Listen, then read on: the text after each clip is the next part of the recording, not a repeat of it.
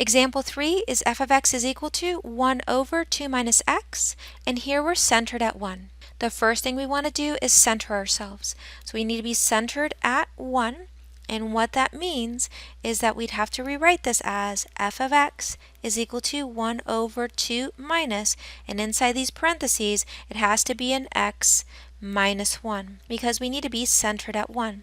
But currently we're unbalanced because we've only done one thing to that denominator and we need to do the opposite operation. But we have to be very careful here. What is the opposite operation? Well, if you think about it, there's a negative in front of that parentheses. So if I were to distribute the negative to that negative 1, that's really adding a 1. So because there was a negative in front of it, I have to think about the opposite. I didn't really subtract a 1. I added a 1. And if I'm adding a 1, the opposite operation would be to subtract a 1. So here, I had to subtract a 1 inside the parentheses with a negative in front of it, which is really a plus 1, and the opposite of a plus 1 would be that minus 1. Now my expression is balanced. Combining like terms, we get f of x is equal to 1 over, 2 minus 1 is just going to be 1, and then that's minus x minus 1. The second thing after we center is to get this guy to be a negative. It's already a negative. The third thing is to get this guy to be a 1. It's already a 1. So we're all done for this particular example. Let's determine what a is and what r is. Well, a is going to equal 1, and r is going to equal x minus 1. And remember, it's coming from that formula, s is equal to a over 1 minus r. So again, a was 1, and r is x minus 1. Then we're putting it into the summation formula for that geometric series. So we say that 1 over 2 minus x is going to equal the sum from n equals 0 to infinity of a, which is 1, times r, which is your x minus 1, raised to the nth power. And I really don't need that 1 there, so this is really just the sum from n equals 0 to infinity of x minus 1 to the nth power.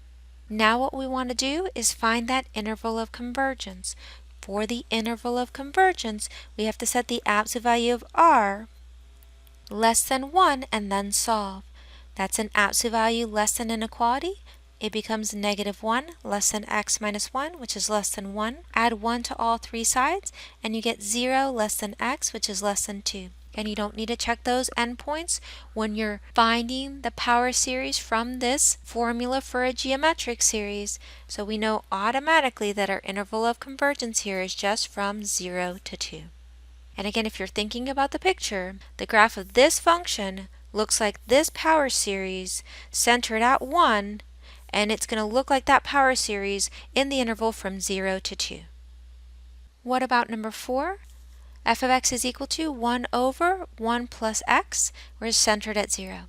First, center yourself. Well, we're already centered, so we have no problem there. Second, make that guy a negative. If I make it a negative, we're looking at f of x is equal to 1 over 1 minus negative x.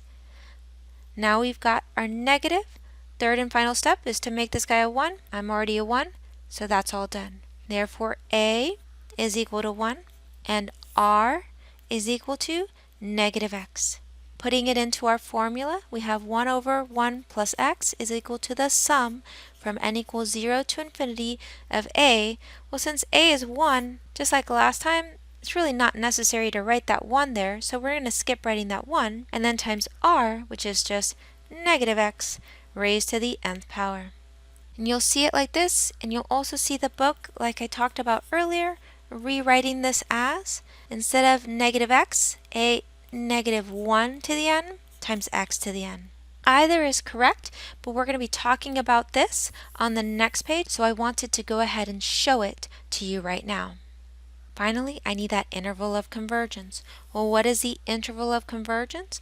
Well, I have to set the absolute value of r, which is the absolute value of negative x less than 1. Don't need the negative because of the absolute value. Now I'm a absolute value less than inequality. I trap myself between the positive and the negative of 1. I'm already solved for x, therefore that interval of convergence is negative 1 to 1. What about number 5? Well, look at the difference between number 4 and number 5.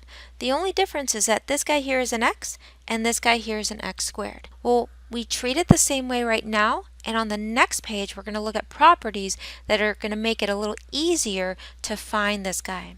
What do? I first center myself. Perfect, I'm already centered. Then I make that guy a negative. So I rewrite this as f of x is equal to 1 over 1 minus negative x squared. Last and final step, make this guy here a 1. It's already a 1. Therefore, I know what a is. A is going to equal 1. And I know what r is. R is going to equal negative x squared. Therefore, if I put the summation down here, 1 over 1 plus x squared is going to equal the sum from n equals 0 to infinity of a, which I don't need to write because again it's just a 1, times r, which is negative x squared, raised to the nth power. And again, you'll see this oftentimes as a negative 1 to the n, and here x squared to the n. When you have a power raised to a power, you multiply the exponents. So 2 times n, you'll see an x to the 2n. What about the interval of convergence?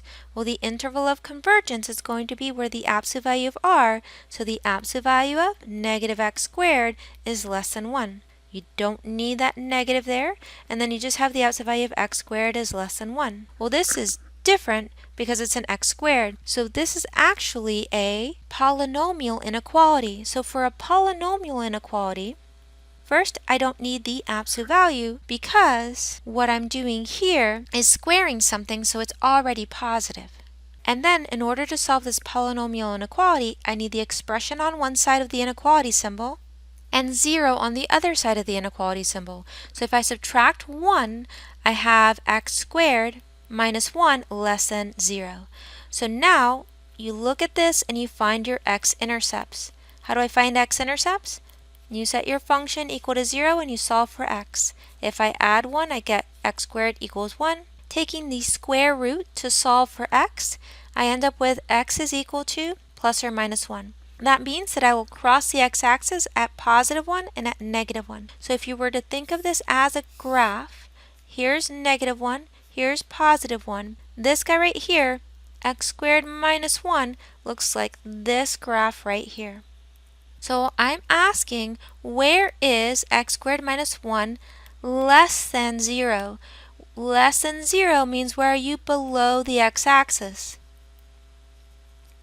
Well, if this is the x-axis, notice I'm below the x-axis from negative 1 to positive 1. Therefore, for this guy, that interval of convergence is from negative 1 to positive 1.